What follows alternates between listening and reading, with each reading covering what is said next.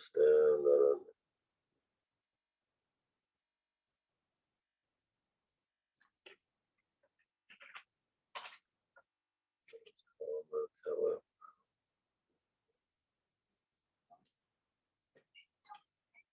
Oh, shoot, I do.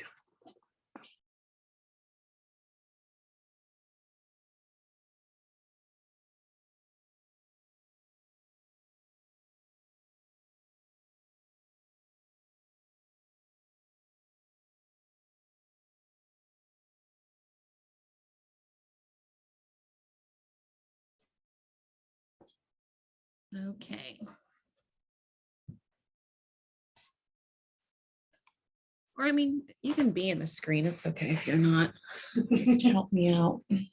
Yeah. Good morning, everybody. Let's see. Okay, so we started just a few minutes late. I think a couple participants and attendees will arrive whenever they're available. So I have Helena here. I think you just saw her. She's going to be joining me on this webinar on Montessori in the Home. We only have an hour.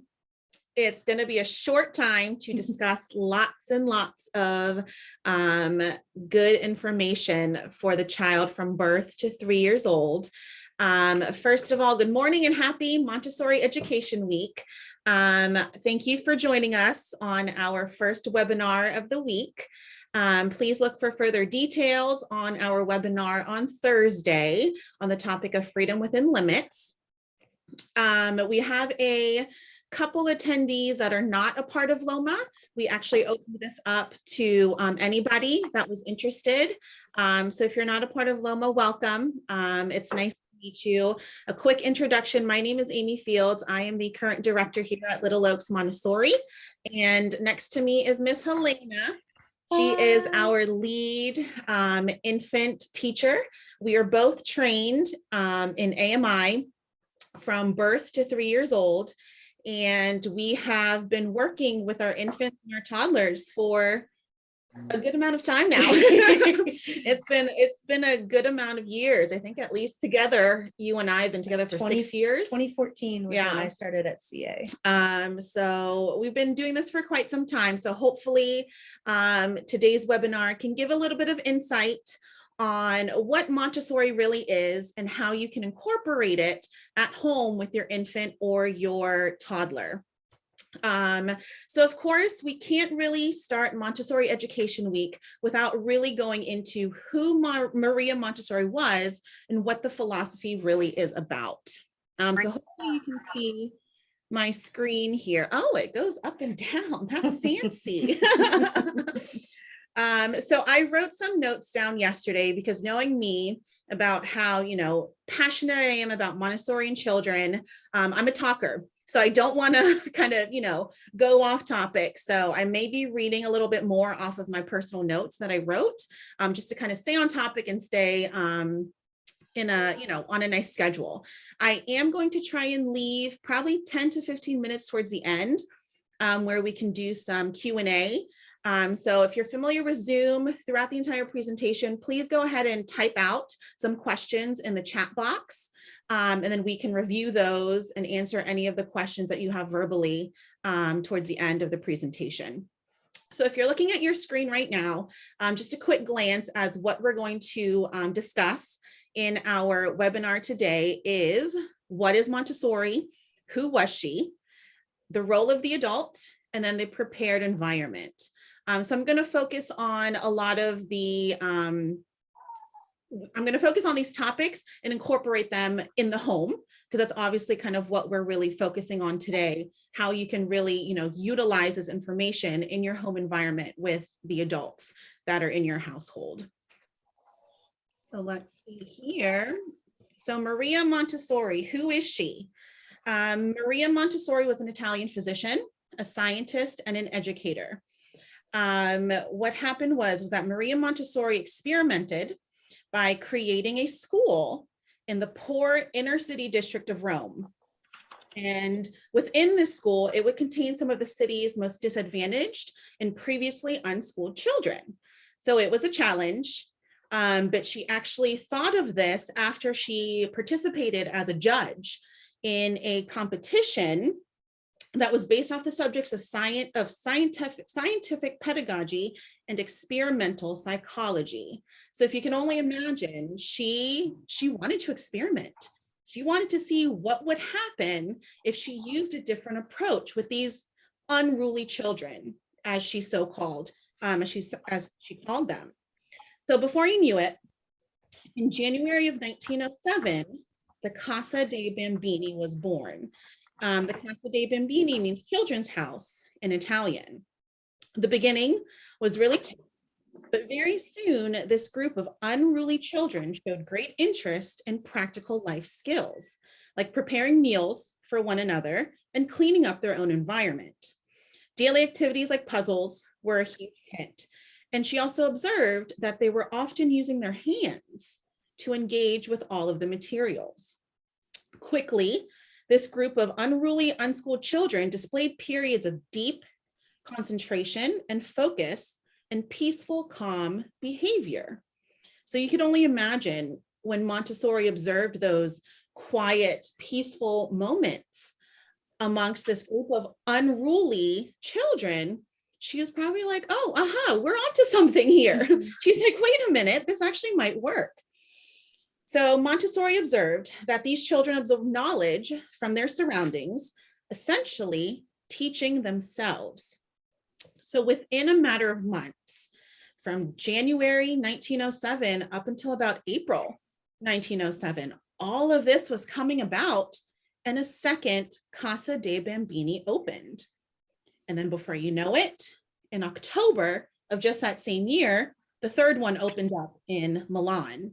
So in a short span of less than a year, Montessori's observations and her approach really gained a lot of, not necessarily popularity, but I think a lot of spectators and educators were so intrigued as to, wait a minute, what are you doing with these children? You don't have books. You're not doing, the traditional worksheets or the chalkboard. You're not teaching children by standing in front of them in a large group and lecturing them. What's going on? Why are they learning? Why are they happy? Why are they really focused? So this gained international momentum. So these miracle children, as they were then labeled, from unruly to miracle children, they were being visited from international dignitaries from everywhere. They were just so curious. So the Montessori method attracted educators who were eager to learn also. So Montessori ended up training these educators slowly but surely, and was showing this method to all of these educators from around the world. So within just a matter of a couple years, from 1907, Montessori schools were born and they were present in over 5 different continents. So that's a little bit of the history about Maria Montessori and just how it really came about. I think right now in the past couple years, Montessori has become a little bit more mainstream. Unfortunately, it's been a little bit more popular because of just the term of Montessori. It's more aesthetically pleasing. So a lot of, schools unfortunately are just putting the term Montessori on their school without really having that understanding of what it is and, the type of approach that Montessori created. So going into the actual Montessori method, mythology, approach, theory, whatever you want to call it, you'll notice 3 consistent themes when we're talking about Montessori. You'll notice that Montessori really focuses on the child as an individual, the adult, which is you and I, and the prepared environment. So as Montessori educators, we also really want to make note that we emphasize respect. Mm-hmm. Respect for the child, respect for you and I, and again, respect for the prepared environment. We encourage freedom. I think that's also another misconception, is that, Montessori, you encourage the freedom and you let them do whatever they want. But we also want to make sure we emphasize we encourage freedom within limits. We also encourage practical consequences, natural consequences. really providing them with a lot of realistic experiences and opportunities to really create a, this little human that can reach their fullest potential in the world around them. Montessori's hands-on approach to academic learning is amazing. If you don't have a primary child yet, I highly suggest you somehow get your hands on some primary videos or talk to a primary parent, because what they do in that classroom, as far as academics, geography, the mathematics, the hands-on approach to all of those subjects blows my mind. Yeah. I personally want to get trained in primary just so I can, learn all of it, because it truly is amazing. But from birth to 3 years old it's just as crucial as all of those academics that we provide to our children. Because from birth to 3 years old, we focus on the individual child, one with grace and one with courtesy. We guide the child to navigate life at his own pace, while observing and allowing them to explore the environment around them, only interfering when necessary. We allow the infant to explore and navigate his own body naturally without containing him unnecessarily. If you are familiar with our Nido, a Montessori Nido environment, you'll notice that we don't have what we call containers, the swings, the bouncy chairs, the walkers. We don't even have high chairs because we feel like the child doesn't need those. Unless you're in the car, safety reasons, car seats, of course. But when they're free in their own time, you really need to allow them to explore at their own pace. That's why we're really, allowing to follow the child individually. But if you're putting them in an exerciser or the swing multiple times throughout the day, unfortunately, you're kind of, stabilizing their development, and you're not allowing them to advance when they're ready to, because they can't. They're just constantly being strapped into something else. But if you see in our Nido environment, it's open, it's free. They're able to roll when they're ready. They're able to, start crawling and scooting whenever they want to, and they have that freedom of movement because we prepare the environment to allow for that. The other thing about Montessori is Montessori isn't about the materials. I think that's the other misconception that I've been hearing, especially lately in the past 2 to 4 years, is, where did you buy that? Does it have to be this color? Or, they're really expensive. But that's kind of like, again, that misconception of what Montessori truly is about. Montessori started in the most rural, disadvantaged area. They didn't have everything. They barely had anything, to be honest with you. So it was just the approach from the adult that really sparked the actual Montessori approach. So Montessori really is about, understanding the child and his or her developmental needs, his interests, and the milestones, being prepared for the milestones that are, that are ready to, that are on its way of coming. You okay? Yeah. Mama bear, Miss Helena. The other thing about the Montessori approach that I want you to take away from this is being prepared. I think being prepared is key, whether it's you as the adult or preparing the environment that you and your child are in, because it really is going to help the child reach his fullest potential when there are no obstacles in, the development that he's experiencing. So in a nutshell, that is Montessori and the Montessori method. We're going to hop into the role of the adult, which I kind of already touched base on, but I will go into it a little bit more. And this is a photo, if you can see on your screen, of our dearest Maria Montessori in her natural habitat. This is what it looks like every day. You're surrounded by beautiful little people that are just so eager and interested in learning and interacting with the adults in the environment. Now, the role of the adult. So when we're speaking of the adult within the home environment, it encompasses many, many factors. You want to make sure you as the adult, your partner, auntie and uncle, grandma and grandpa, anybody living within the household, you want to make sure everybody is mentally and physically present when engaging with the child as much as you can. As much as you can, because we know life happens. And we also want to make sure that the relationship between the adults within the home is positive. Again, as much as you can. The control is as much as you can.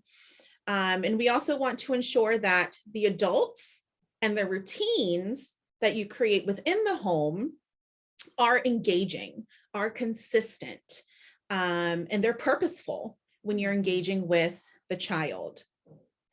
So as the adult, and again, just as the adult in general, I'm speaking of us as the educator, you guys at home, we need to be educated on the developmental milestones of the child and be prepared for what is to come and how we can approach it.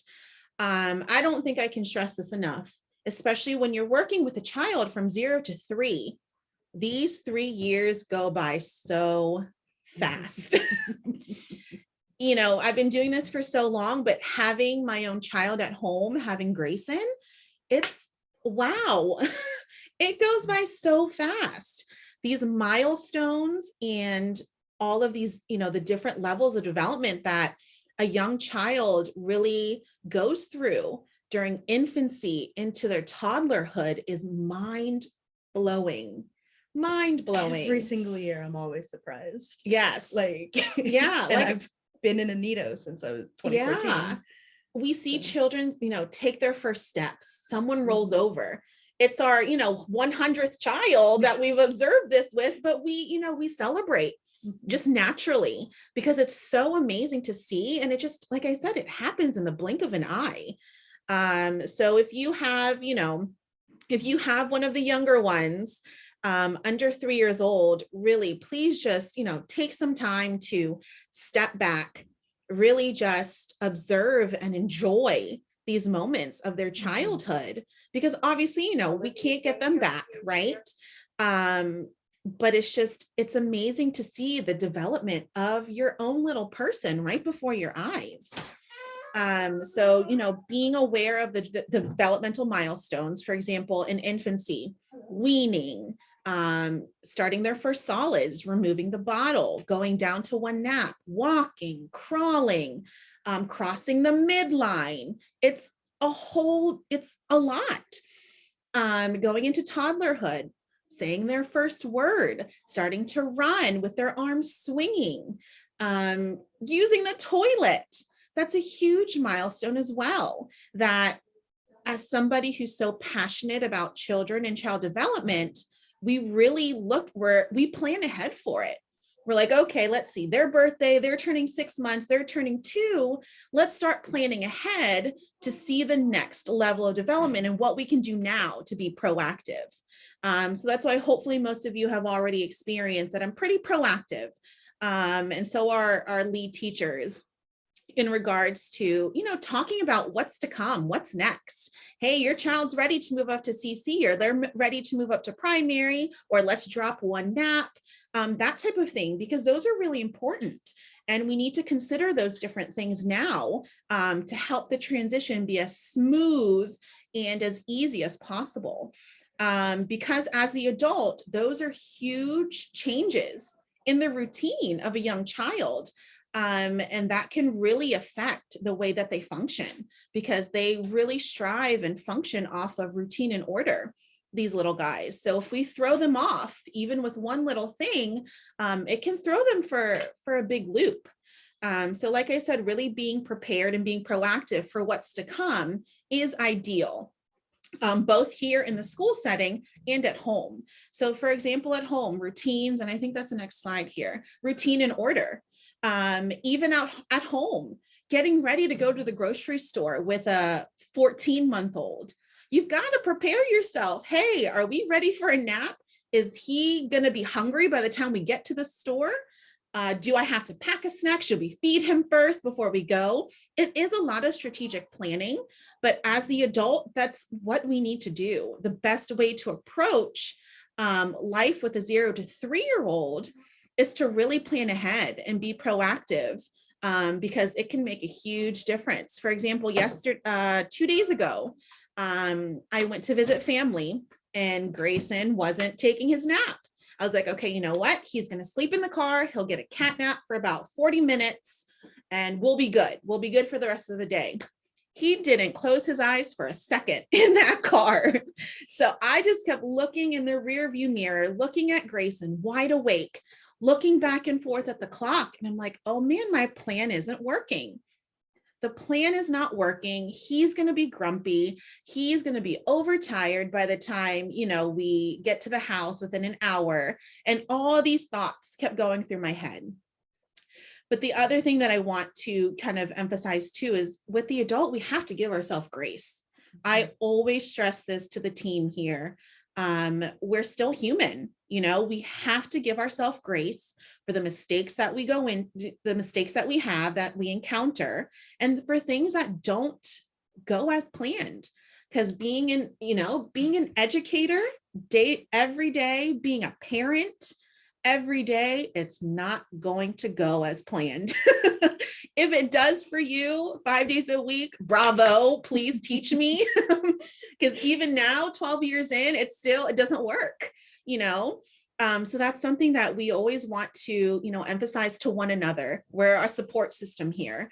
And to you guys is that don't be so hard on yourself if things don't go as planned. Your 14-month-old, your 3-year-old, they have a meltdown out in public. It happens to the best of us. You don't know how many times I've been at good old Costco on a Sunday afternoon and things just went downhill. So like I said, give yourself grace. They're human. They're still learning how to navigate the world. We're human. We're trying to navigate everyday life with a child, So I think that's important too. As the adult here, we need to, consider that a little bit more. I know especially lately, it's been a little bit tough with the pandemic. Parents are thrown off, working from home, child has to quarantine for X amount of days. The routine and order is completely off. I totally get that. We just have to make do with what we have and just try and keep things as consistent as possible. So with everything that I say here, as nice as it sounds for you to do 110%, just know that at the end of everything I say, it's at your best. Do it all at your best. Give it, do it with grace, and just know that it's not perfect. What else? Let me see here. Let me switch to the next. Oopsies. Let me switch to the next screen because it'll go back into a couple more routine and orders for home routine.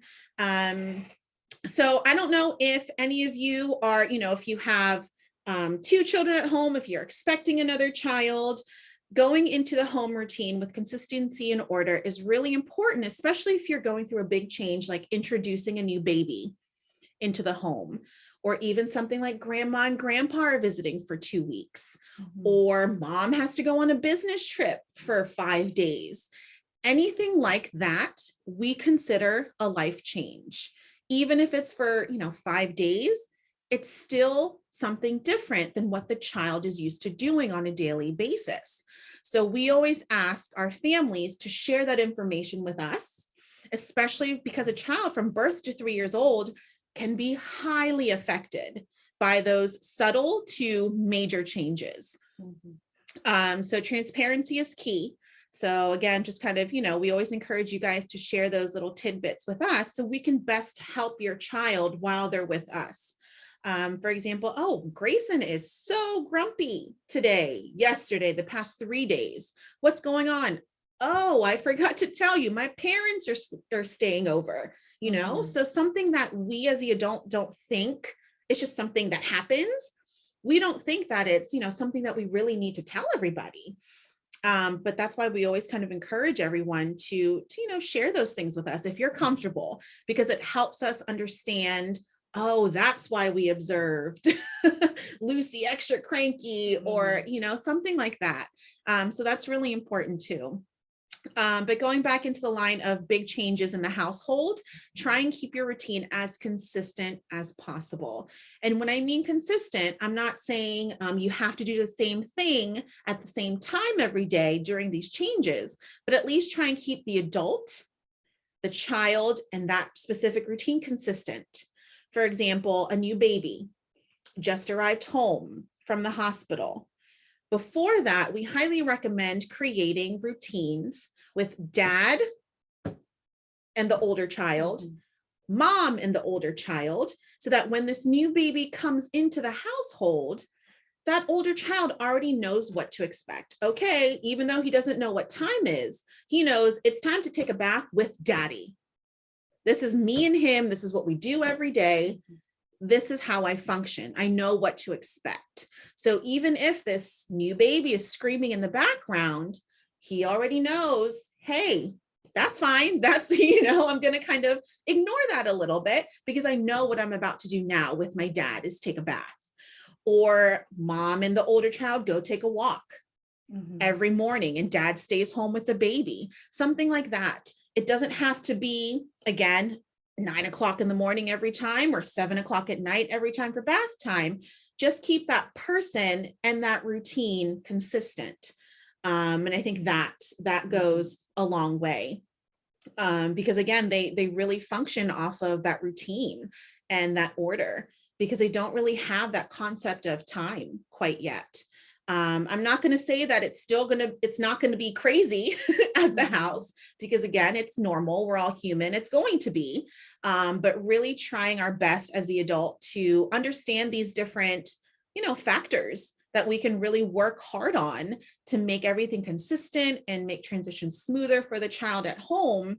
I think is really, really important.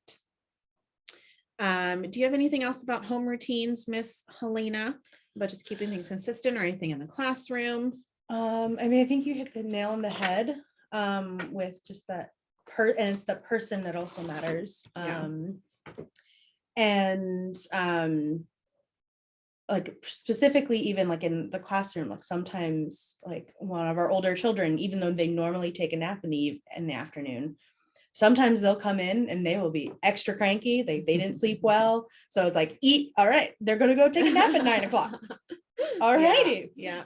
So that's one reason why I love that. Like we keep our cots out. Like, so even we practice that here of, all right, you guys are very upset. It is 9 o'clock. You guys normally go to sleep at 1, but we're going to put you to sleep now because we can tell that is what they need. Yeah. I think that's the other thing too, Helena, you brought up a good point, is that as much as, especially now, people think Montessori is very rigid. We always stress, like what I'm doing now, we're stressing about routine, order, consistency. But again, / grace and flexibility.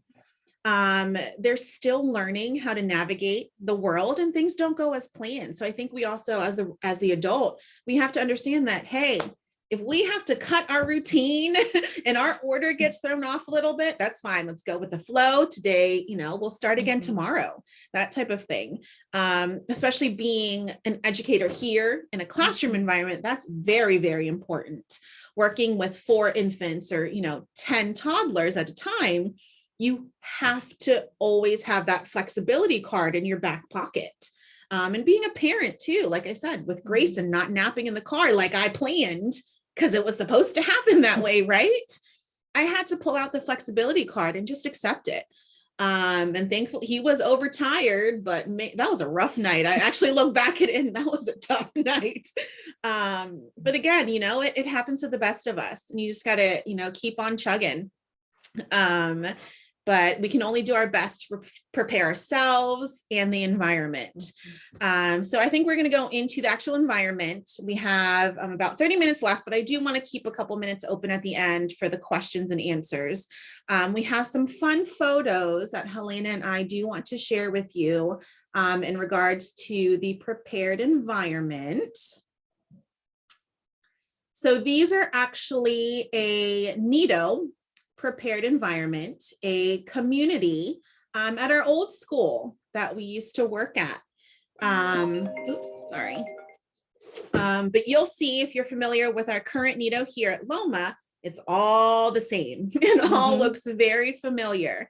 The first picture there on the top left is what we call a movement mat. And that's for the infant that really isn't quite mobile. They're not flipping over yet from back to tummy. They're really just working on their, their eye-hand coordination, working on mobiles, grasping toys.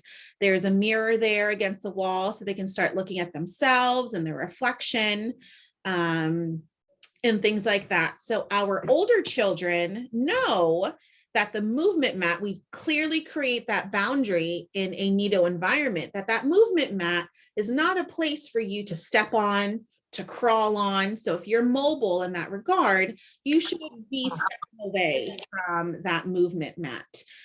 It's really a safe space, do we like to say, for our non-mobile infants to spend time, to focus and to concentrate. Because we have the mixed age groups. We do have mobile rooms in our Nido. And then if you look down at the bottom corner there on the right, that's what we call a weaning table. We like to make the weaning meal a very, special moment in a child's life, because that's a huge transition, going from mother's milk or formula to real good food. That's a huge milestone for an infant that's, 4 to 6 months old, or, however old they are when they start it. But we want to introduce them to what it is to have an actual meal. You sit down in a chair, you sit down at a table, you have utensils, a bowl, a plate, a cup, give them the whole experience. And the adult is sitting across from them. So it shows a clear detachment from the adult. I am now getting my nourishment and my food from something other than the adult. So that in itself is a huge metaphoric, it says a lot. So I don't think a lot of our, our parents are very aware of the importance and the big deal of a weaning meal. So we really like to emphasize that as well.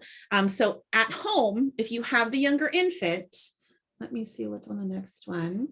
Oh, there's mine. I'm sharing some photos from when I had Grayson, what I did at home. And you can obviously find a ton of different photos and ideas online, but I didn't want to share anybody else's pictures.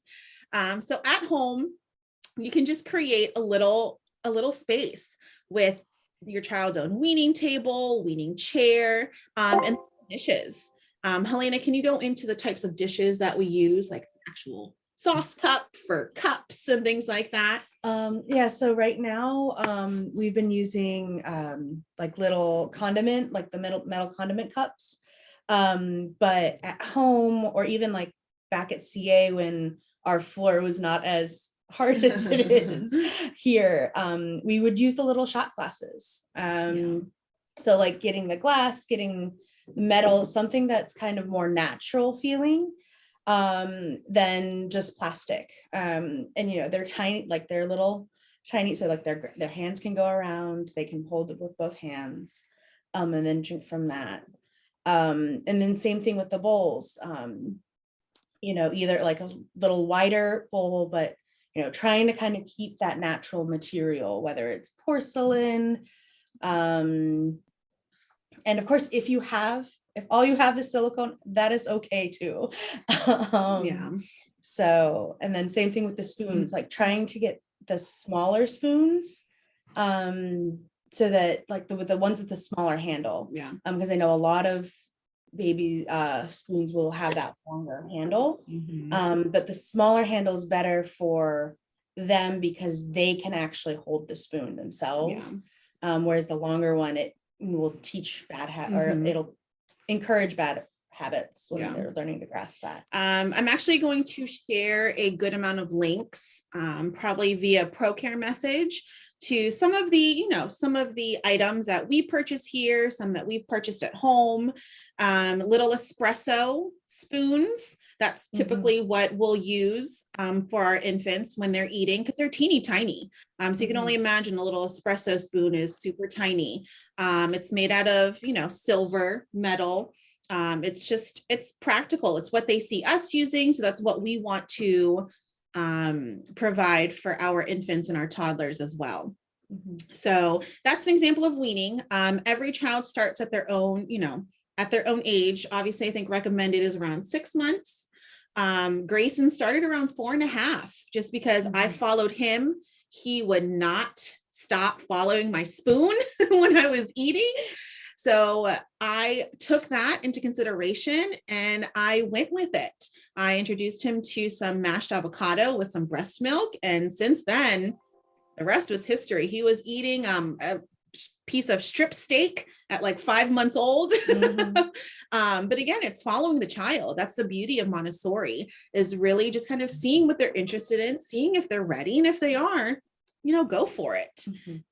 So again, just being able to follow that approach, you're able to have, your child reach his or her fullest potential. So going into another, this is Grayson's bed. This is actually currently what it looks like now. So we've done a floor bed at home ever since he was an infant. We did a bassinet for probably 3 or 4 months. And then he started flipping over at like 4.5. So we took him out of the bassinet and he's been sleeping on a floor bed ever since then. The floor bed obviously aids in independence. He's able to get in and get out whenever he wants to. It's a good thing and a bad thing. I know what you're thinking. I have many families and parents say, well, they're still in the crib because it's just convenient. It's easier. We don't have to worry about them escaping at night or, waking up at 5 in the morning and coming to wake us up. If that's what works for you and that's what you like, by all means. But this worked for us, especially at such an early age. Now that he's a toddler, he's able to get in, get out. If I have to help soothe him back to sleep when he's teething, it's more comfortable for me. It's more comfortable for the adult as well to just hop in and to cuddle him or soothe him back to sleep instead of constantly, bending over. Helena knows on the back, those cribs, they're not so pleasant. But it's, it's his own space. If he wants to read a book on there, sometimes it's so quiet and I'm like, where'd Grayson go? And he's just reading books on his bed there. So it provides just their own independent little space for them to rest and relax.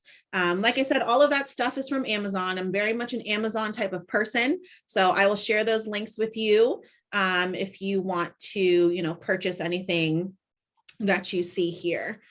And then we're going into more of a CC. So this is our children's community back at our other school.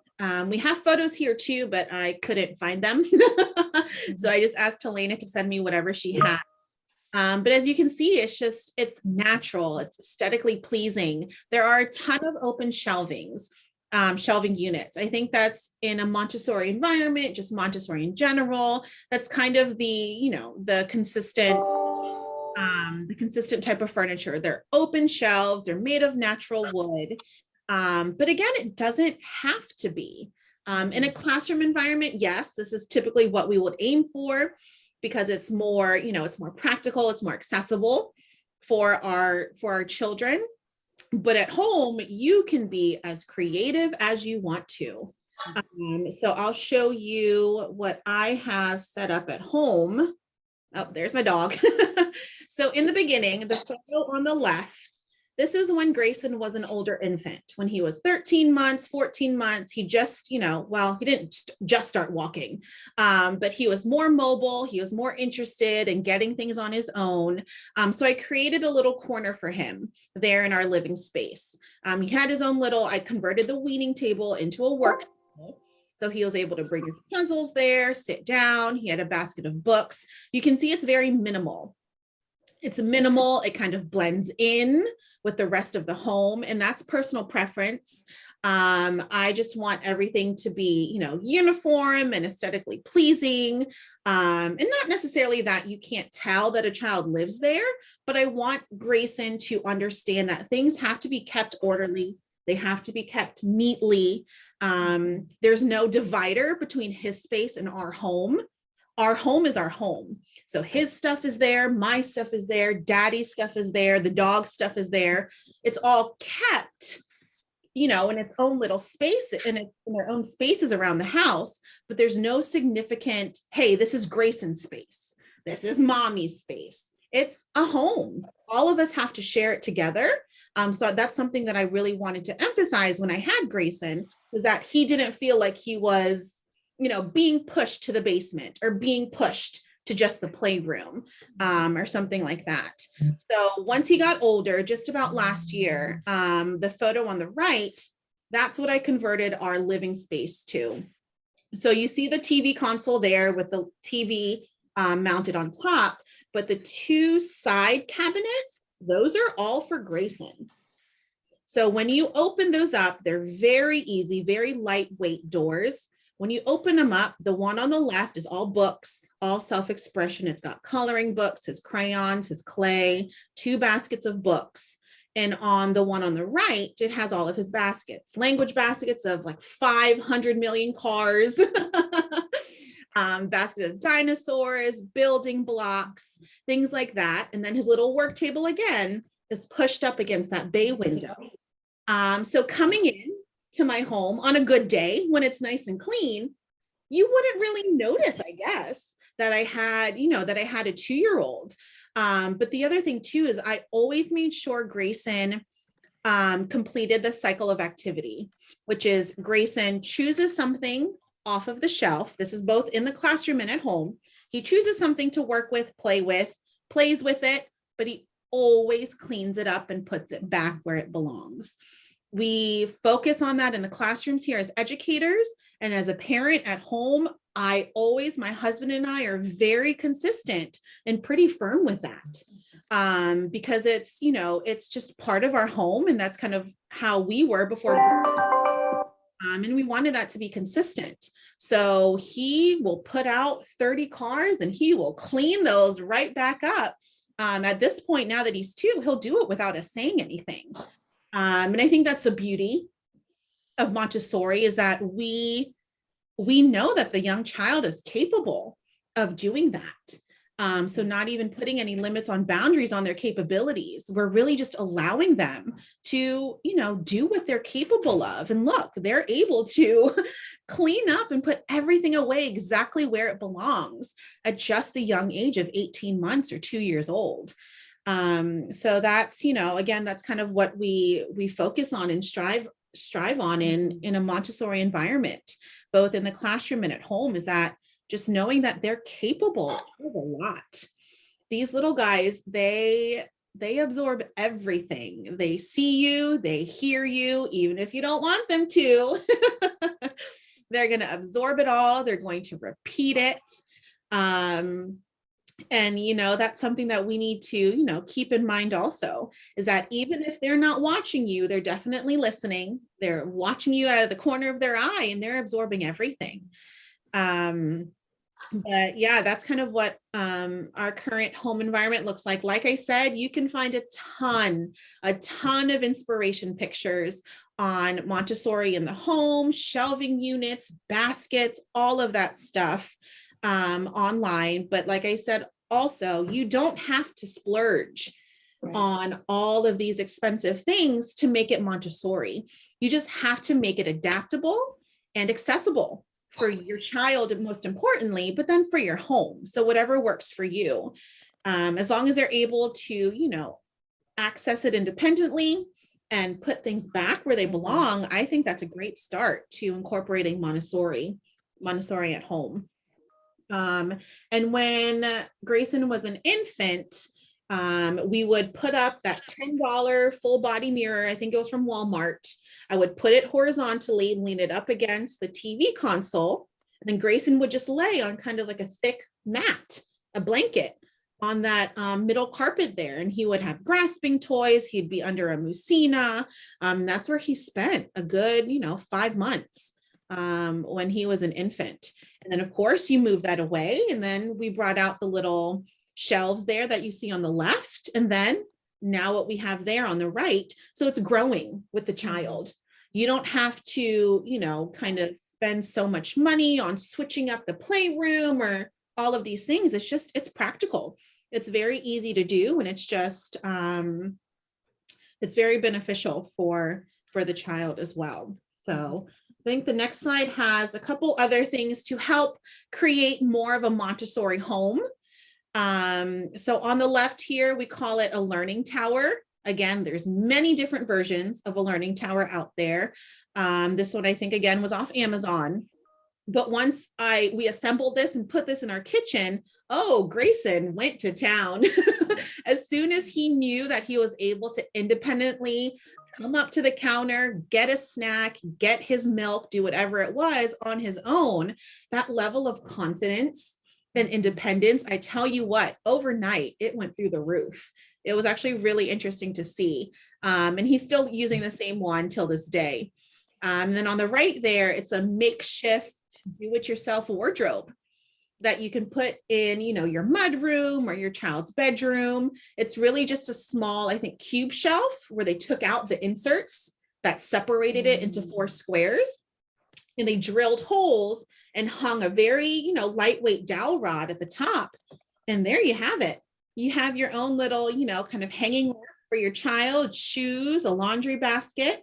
So again, just very easy, very practical, but it aids in independence. I'm sure most of you that are listening right now have had many battles over wardrobes in the morning on what they want to wear, what you don't want them to wear. So I think things like this that allow the child to choose their own outfits independently can really aid in those power struggles. Of course, you want to put clothing, that's us as the role of the adult. We want to make sure that what is there is appropriate. Right. You don't want to set yourself up for failure where you put out a short sleeve shirt, he chooses it, you're like, oh, no, you can't wear that today, it's cold. We set ourselves up for that one. So again, being proactive and planning ahead, setting out appropriate clothing for the week that whatever they choose, you are perfectly fine with them wearing. I think that's important to consider too. But it's fun to see them get their own little personality once they reach that, 14, 15-month-old stage. They want to wear whatever they want to wear. And they just, their little personality starts to shine through. So it's really fun to watch. I think this might be, as far as prepared environment, that might be the last slide. Is there anything you want to add, Miss Helena, about the environment itself? Just keeping it clean, you know? Keeping it clean, keeping it orderly. And again, like those first 6-7 months, you'll be the ones who are doing it all. But even just narrating, oh, you're done with this, I'm going to go put it back on the shelf. And then just as much as possible, just letting them, once they start moving, helping them to do it themselves. And then just that scaffolding. So going from, all right, I'm doing this, to every single opportunity, whether it's you bring the basket over, they put all the toys in the basket, and then you take it back to the shelf, just however you can scaffold. And keeping things always in the same place. I mean, if you look in my room, you'll see everything always has its place, and it always goes right back to that spot. And will there be times when everything is on the floor? Yes, there will be. Absolutely. But that's when, you try to take those moments when they're sleeping or when they're engaged somewhere else, coming in behind them and picking them up. So the best thing is just modeling at this point. If they make a mess and they're not willing to clean it up, just model cleaning up. They're going to see it. And, before you know it, they're going to pick it up. So if you guys have any questions, we have go ahead and type them in the chat box, or you can unmute yourself if you want to verbally ask a question. There's a question here. Is there a limit to the number of toys that is recommended for playtime? Yes. there is. Typically, we highly recommend starting out with just 4, maybe 5 items per basket. And I'm sure a lot of you are like, oh my gosh, that's not a lot. It really isn't a lot, especially for the nido, for the infants, those that are, around under 16 months, really limiting the amount of objects within one container so that the child first understands, hey, I've got to put all of this back. Quantity is important because we don't want to overwhelm the child. So once you observe the child being capable of independently putting those 4 items back into that container and placing it back where it belongs, then you can say, okay, let's increase the quantity. So for example, at home, Grayson has a basket of, little Matchbox cars. There's a ton. He's able to put them all back on his own. So that's why I allowed for that many to be in one basket at a time. But definitely start small for sure. And also just starting small with those like 3 to 5 objects. Yeah. They can actively see what's in there too. They don't have to like dig for their favorite thing. Right. And this also works even with blocks, like blocks, maybe a little bit more, but having the basket and even the basket size flat enough so that they can see everything immediately. Because think about like their development of their hands, it's not they don't have those fine motor skills. So like they're just going to reach in and grab everything.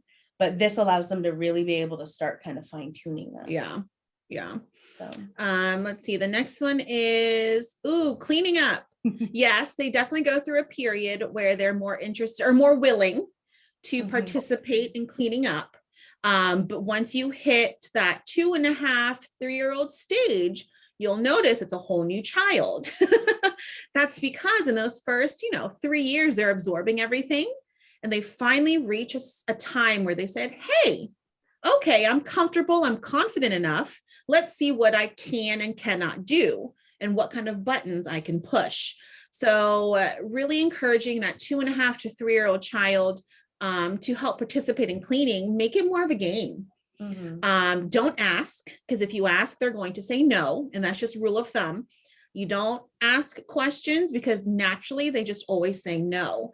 So for example, Grayson, it's time to clean up. We're going outside. No. Give him another chance. Grayson, we're going outside. Put your cars in the basket. So you gradually become a little bit more specific to see if it'll help encourage the cleanup. No. All right. As the adult, I gave myself 3 times.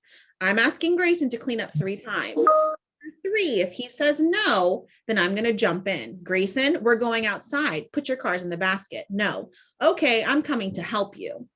So you have to step in and then you say, Grayson, I'm going to put the red cars in. What color are you going to do? Or something like that. So it's a slow transition into that next step, but it's not as forceful. Oh, you have to clean up now. That type of thing. Then they'll become more resistant. So try and be creative in your approaches and see if that helps.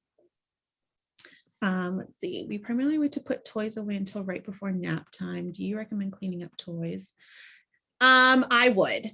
So as far as cleaning up, the frequency of it, that's the cycle of activity. Like I said, it actually has its own little label and term. The cycle of activity is in the moment that child is going to choose something, play with it, and you have to catch them before they get engaged with something else to clean it up right away. So then in their head, they're absorbing that sequence of actions. I get it, I play with it, I clean up, and I move on. So you're creating that natural pattern in their head of, hey, it's got to happen right now. So that's going to really kind of, believe it or not, after just a couple of days of consistently doing that, they're going to pick it up very quickly. So definitely we recommend having the child clean up right away as soon as they're done with that one item. Can you recommend activity materials for 10 to 12-month-old? I would do probably Practical Life. Yeah.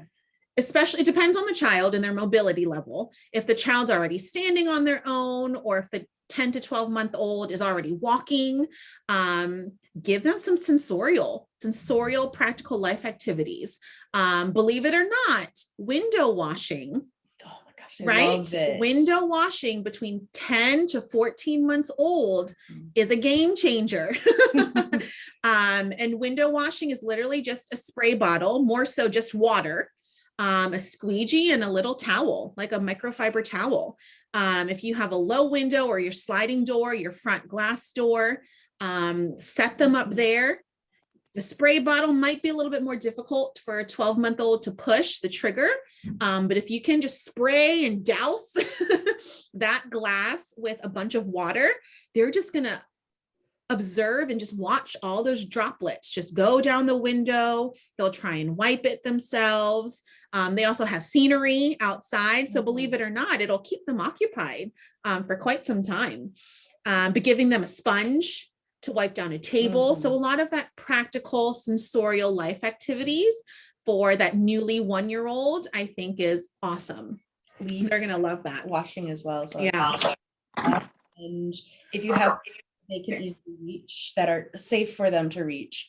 Like just showing them how, like, and especially indoor plants, because dust will gather on the plants, plant leaves. So like cleaning that up. Yeah.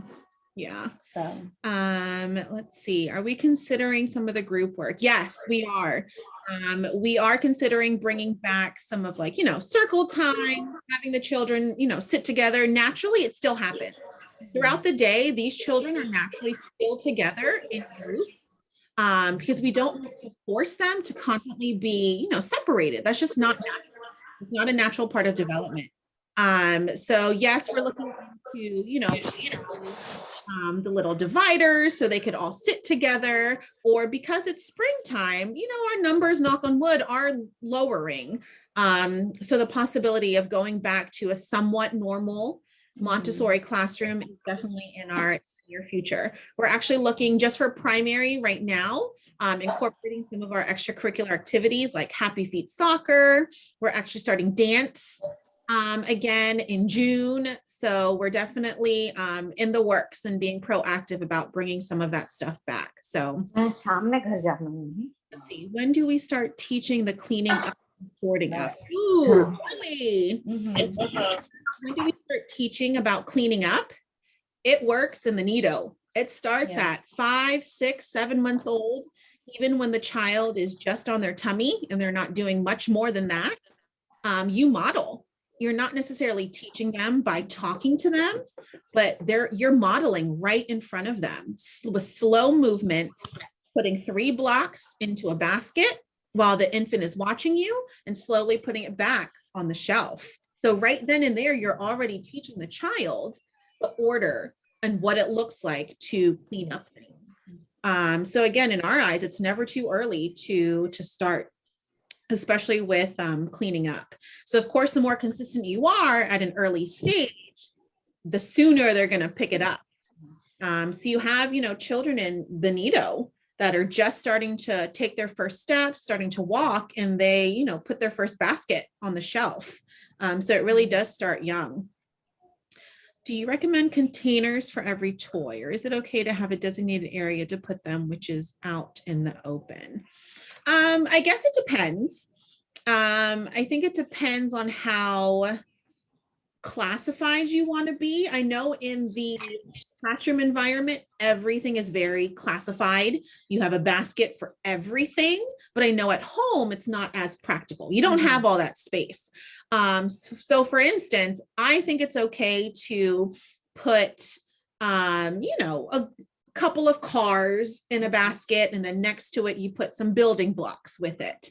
But if you're putting like the cars and the blocks all together in one basket, I think that's a little overwhelming.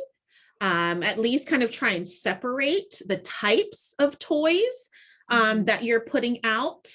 But if it's like, larger trucks or something like that, I think it's okay to put it in a larger bin that's out in the open. But just make sure all of those trucks that are in that open bin stay in that bin. Those are the trucks that consistently go back there, and you don't mix it up, because then soon they'll pick that up and they'll be able to clean them up by themselves. Any opinions on other approaches apart from Montessori? Keep seeing other schools, a balanced learning, combining Montessori, Piaget, STEAM. Are we missing out? It's hard. FOMO is what I like to say it. Especially when there's so many different approaches out there now. And I think a lot of different schools, just a lot of, just different educational websites, they really want to focus and emphasize, oh, we're using this approach, we're using that approach. I think the best way to answer that question as far as are Montessori children missing out on all these different approaches is no. Because when you really look down into those individual approaches, I'm going to be honest, it all kind of stems back down to the natural way of learning and exposing children to realistic opportunities, which we already encompass. And Montessori studied Piaget. She studied Vygotsky. So that's also part of it, is that so she pulled a lot of what she developed, all the material she developed from, she's pulling from all of those other learners and all of those learning styles. And I think, as Aimee was maybe about to say, was like, it boils down to the ultimately, are we respecting the child? Are we respecting the environment? And are we respecting themselves and us? So, because that's definitely what we want to focus in the first 3 years.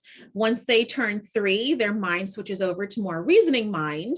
So that's why from 3 to 6 we kind of change the approach in primary to more we have a lot more academics. But the other thing too is throughout our entire day here at a Montessori school, we do a lot of different things during, free play in the gym or the playroom, or even in our primary classrooms at 3 years old, they have downtime where they're working on they're playing with your traditional puzzles and building blocks. And some of them are a part of, the STEM curriculum. So we really do incorporate a lot of other things. We just don't promote it per se, because it's all just, we all have just that core foundation of just providing realistic, practical experiences for our children. And I mean, in primary, in the playroom, that's when they'll get their imaginative play. The playroom, the gym, on the playground. So we definitely still encourage imaginative play and all of that. So let me see.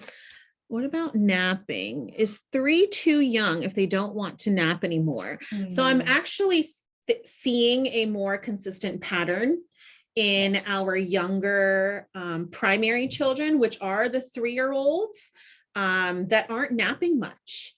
And I don't want to say that it's too young, because we want to follow the child. If they're not ready for a nap, fine. But we also want to remember the 3-year-old is trying to test limits and boundaries.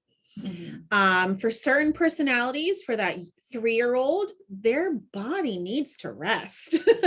There are just some children that they're going to fight the nap, but man, we know developmentally, just from our observations, that child's body just physically and mentally needs to relax for a short amount of time each day.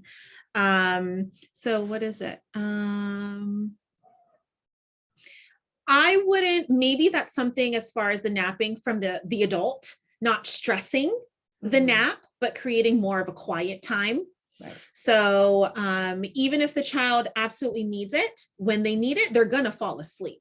They really can't help that part. That's just a natural part of, being a human. If you're tired, you're going to fall asleep. So always creating that consistent, hey, it's rest time. It's not necessarily nap time, but you have to be in your room for this entire hour. You can nap or you can just relax. I think that's also the power struggle between a 3-year-old is the term. Yes. They're like, wait, I don't want to nap. No, don't tell me to nap. And then they're going to be so stimulated that they won't be able to relax. So putting a different term on it, I think might help. And just, again, as the adult, understanding that, hey, he hasn't been napping for 5 weeks, but we're going to keep on doing the same thing 1 hour every day in the room. That's just, it's nap time, because, at school, they'll nap. At home, they don't. Right. So they know which environment to kind of play with. Wow, we got a lot of questions here. Let me see. We're actually going to save a lot of these questions, and maybe I can answer them in like a written format, because it's past 11 and we still got to do some lunch breaks and things here. So we're going to stop the questions there. We're going to save what we still have, and we'll go ahead and answer them in a written form. But thank you guys for joining us. It was a great discussion. I should have left a little bit more time at the end. I knew the discussion is one of the favorite parts for our families, but I'm definitely going to answer all of these and get them to you along with some of the links. If there are any particular items that you want to see, please just message me on ProCare, and I will get back to you guys. But other than that, thank you for joining us. This is recorded, so I will try and Helena will try and figure out a way. She's also our technical lady on how to share it with everybody. So don't forget to join us on Thursday as well, where we host another one on freedom within limits. And that is it. So we will see you next time. Have a good day, everybody. I'm going to try to save the chat again. May I have a back